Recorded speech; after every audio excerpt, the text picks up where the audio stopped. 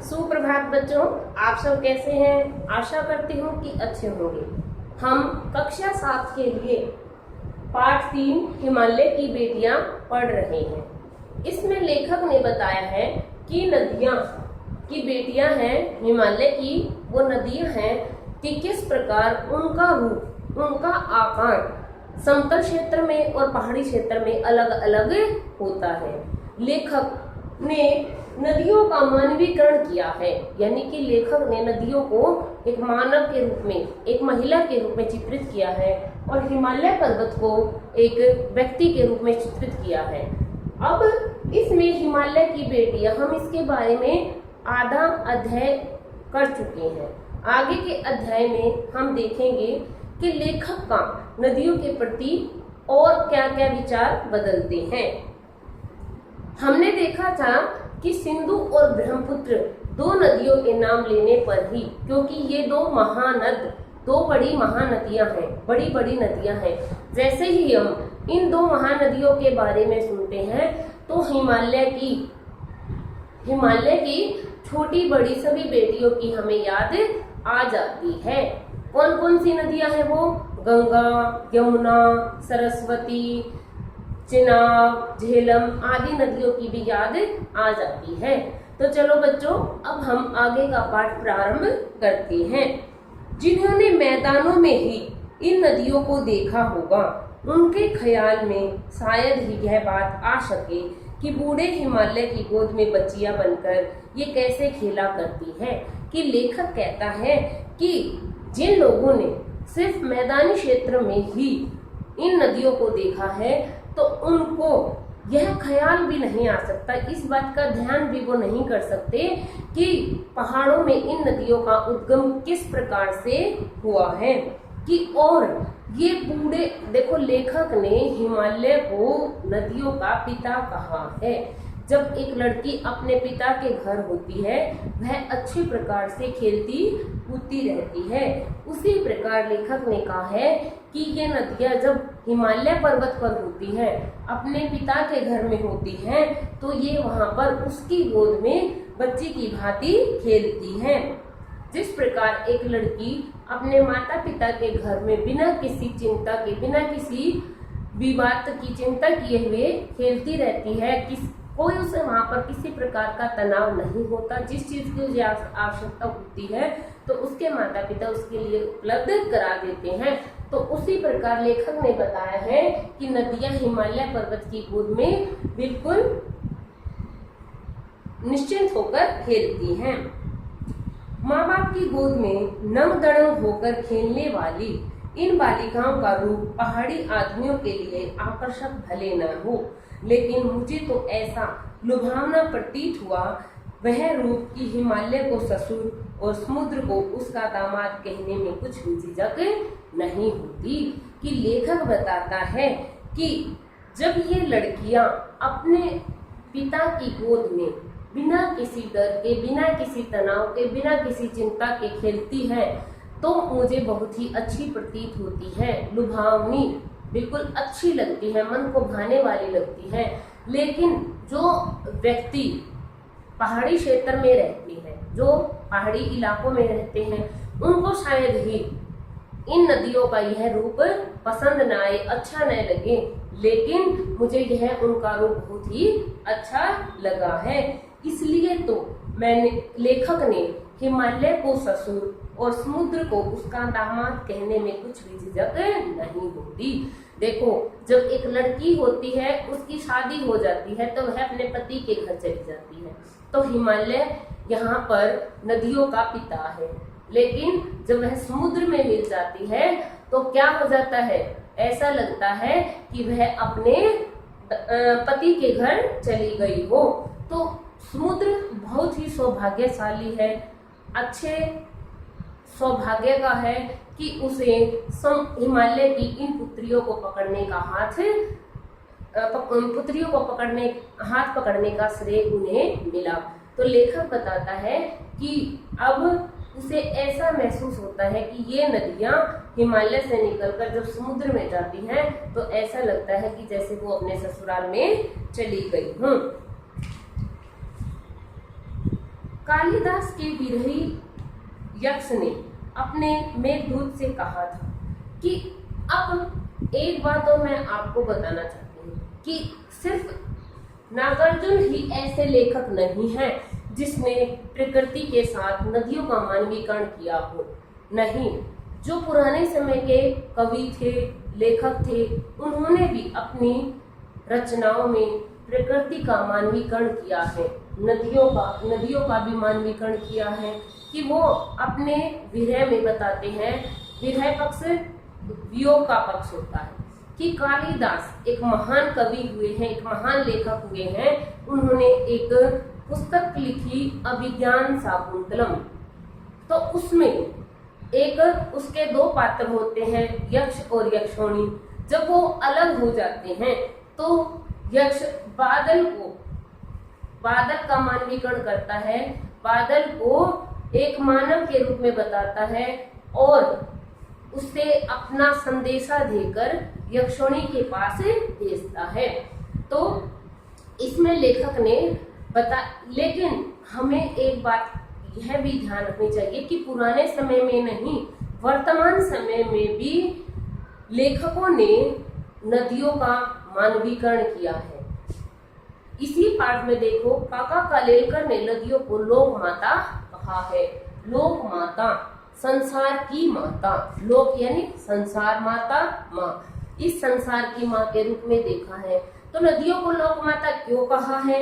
क्योंकि जिस प्रकार एक माँ अपने बच्चे का भरण पोषण करती है, उसी प्रकार नदियां भी हमारे जीवन में अत्यधिक बदलाव लाती हैं।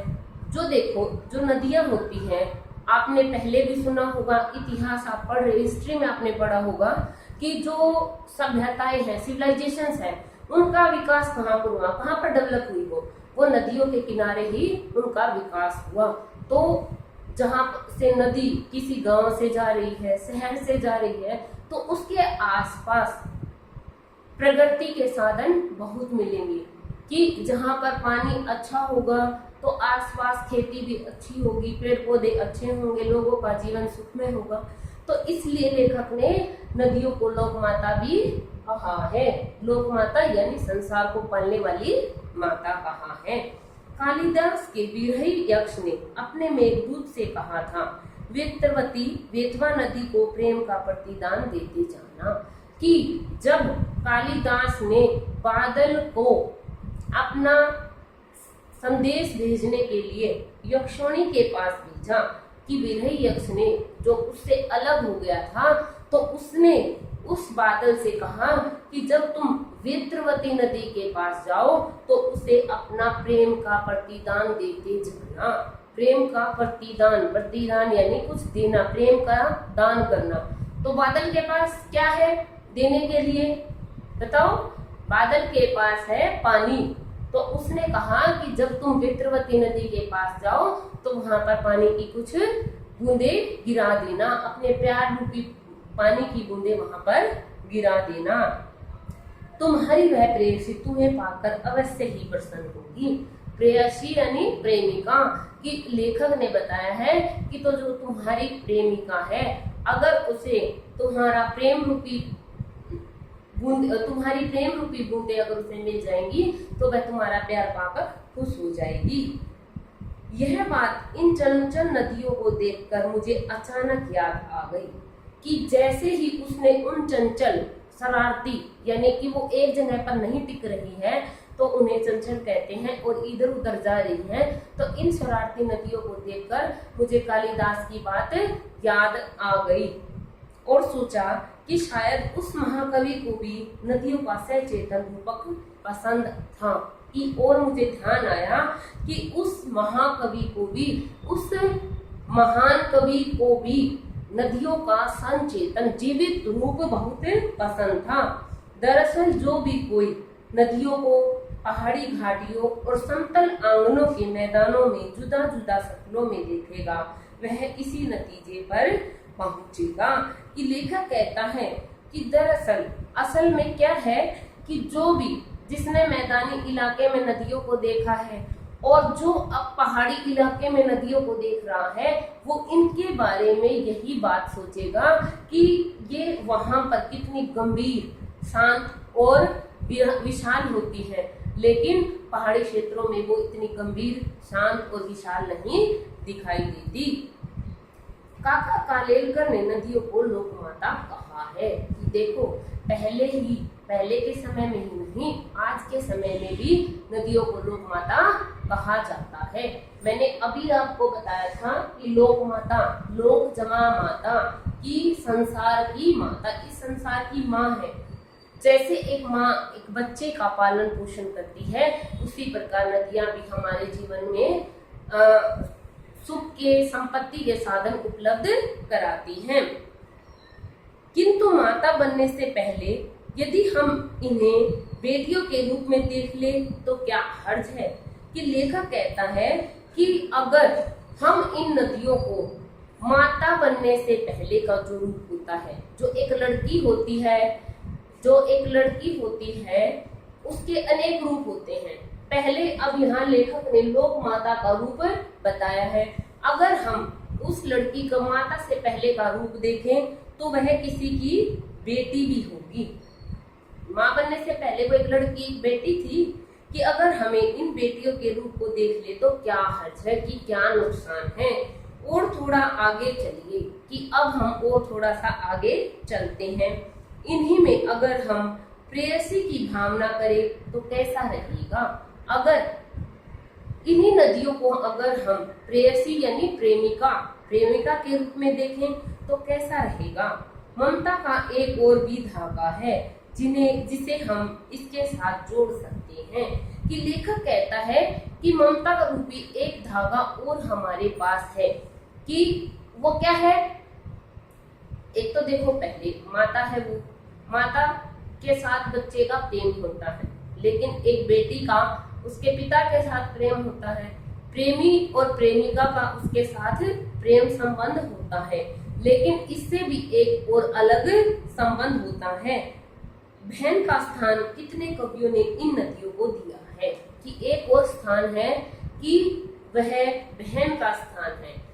बहुत सारे कवियों ने नदियों को एक बहन के रूप में भी देखा है, क्योंकि एक भाई और बहन का संबंध भी बहुत ही प्रेम पूर्वक होता है। एक दिन मेरी भी ऐसी भावना हुई थी कि मैं इन नदियों को बहन के रूप में देखूं। थोलिड की बात है। थोलिड एक स्थान का नाम है। कहाँ पर है यह स्थान स्थित? तिब्बत में। मन उचट गया था, तबीयत ढीली थी। मन उचट गया था कि मेरा मन दुखी हो गया था। उचट गया था, दुखी हो गया था। तबीयत ढीली थी। तबीयत यानी कि उसकी जो शारीरिक स्थिति थी वह ठीक नहीं था। सतलुज के किनारे जाकर बैठ गया। कि मैं वहां पर सतलुज के किनारे जाकर बैठ गया। दोपहर का समय था। पैर लटका लिए पानी में। थोड़ी देर में उस प्रगतिशील जल ने असर डाला। तन और मन ताजा हो गया तो लगा मैं गुनगुनाने। कि जब वह उस सतलुज नदी के किनारे पर बैठा था तो उस समय क्या था? दोपहर का। और वह उस ठंडे पानी में पैर डुबोकर वहां पर बैठ गया।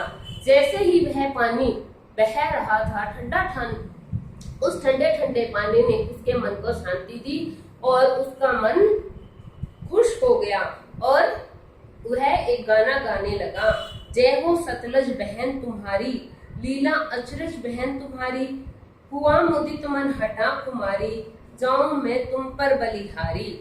तुम बेटी यह भाप हिमालय, चिंतित पर चुपचाप हिमालय, प्रकृति नटी के चित्रित पट पर, अनुपम अद्भुत छाप हिमालय, जय हो सतलज बहन तुम्हारी। कि लेखक एक गीत गुनगुनाने लगता है कि हे सतलुज बहन तुम्हारी जय हो, कि तुमने क्या है, तुम्हारी लीला अचरज है। अचरज यानी हैरान कर देने वाली है। तुम जो क्रियाकलाप कर रही हो वो हैरान कर देने वाली हो। हुआ मुदित मन हटा कुमारी, कि मुदित खुश हो गया है मन, मेरा मन खुश हो गया है। हटा कुमारी, कि जो आलस का नशा चढ़ा हुआ था, कि मैं जैसे दुखी था, जो मेरे मन में दुख था वह तुम्हारे पास बैठने से वह दुख दूर हो गया है। जाऊं मैं तुम पर बलिहारी, कि मैं तुम पर बलिहारी हूँ, मैं तुम पर बिल्कुल अपने प्राण न्यौछावर करना चाहती हूँ। तुम बेटी है बाप हिमालय, कि तुम बेटी हो, किसकी बेटी हो? हिमालय की। किसकी बेटी हो? हिमालय की। चिंतित पर चुपचाप हिमालय, कि वह हिमालय चिंतित लगता है, कि परेशान लगता है, इसलिए वह चुपचाप भी दिखाई देता है। प्रकृति नटी के चित्रित पट पर, कि इस प्रकृति का, इस जो ये हमारे आसपास जो नेचर है उसमें तुम्हारा क्या है, एक चित्र सा बन गया है। अनुपम अद्भुत छाप हिमालय, कि अनुपम, अनोखा, अद्भुत, बिल्कुल सबसे अलग, कि हिमालय की जो छाप है प्रकृति में सबसे अलग है। जय हो सतलज बहन तुम्हारी, की हे सतलुज नदी तुम मुझे बहन की तरह लगती हो, जिसने मेरे सारे दुखों को हर लिया है। I hope you understand the chapter. If you have any doubt, ask from me in the comment box.